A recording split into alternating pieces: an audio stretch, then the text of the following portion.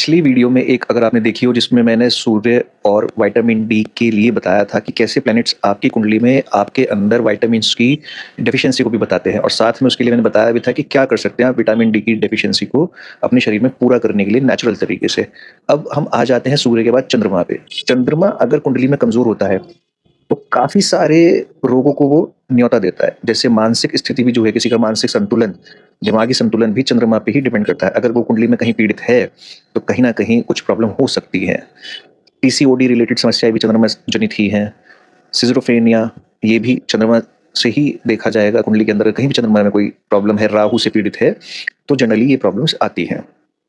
साथ में अगर हम विटामिन की बात करें तो चंद्रमा के साथ विटामिन बी को एसोसिएट किया जाता है, स्पेशली विटामिन B6 पैराडॉक्सिन, जो आपके शरीर में आपके मूड को भी सही रखने के लिए, आपकी नसों के तंत्रों को, आपके न्यूरो सिस्टम को सही रखने में भी काम आता है।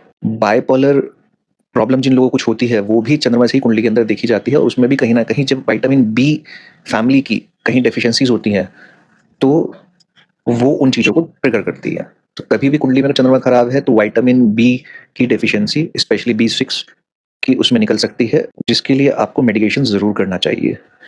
अगर ज्योतिषीय उपाय इसका पूछें, विटामिन बी की तो उससे पूर्ति नहीं होगी उसके अंदर, उसके लिए तो आपको मेडिकेशन और अपने डाइट पर ही ध्यान देना पड़ेगा। लेकिन चंद्रमा के इफेक्ट्स को थोड़ा सा स्ट्रॉन्ग करने के लिए अपनी मेंटल पोजीशन के ऊपर आप पूर्णिमा का व्रत भी रख सकते हैं। पूर्णिमा के दिन चांद की रोशनी में कुछ देर बैठने से, 15-20 मिनट बैठे उसके अंदर, चांदी के लोटे में या पीतल के लोटे में, जैसे सूर्य के लिए तांबे का लोटा था, तो चंद्रमा को अर्घ देने में पीतल का या चांदी का लोटा इस्तेमाल किया जाता है।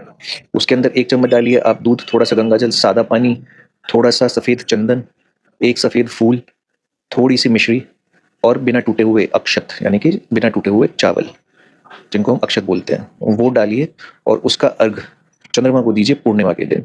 वो जल भी कहीं नाली में नहीं जाना चाहिए, कहीं पैरों में ना आए, इस बात का आपको ध्यान रखना है।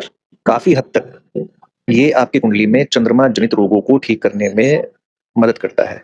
साथ में शिवलिंग की पूजा चंद्रमा के पीड़ित होने पर बहुत ज़्यादा फलदायी होती है। पंचामृत से अभिषेक करें। घर में भी कोई छोटा शिवलिंग रख के कर सकते हैं, मैंने काफ़ी सारी अपनी पिछली रील्स में बताया भी है।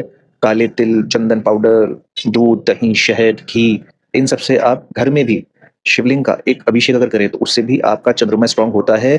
और कोई भी जो विकार है, बाइपोलर विकार है, कोई सिजोफ्रेनिया है, पीसीओडी की प्रॉब्लम है, मेडिकल प्रॉब्लम्स भी, उन पर भी इनका इफेक्ट आता है। साथ में मेडिकेशन तो आपको करना ही है।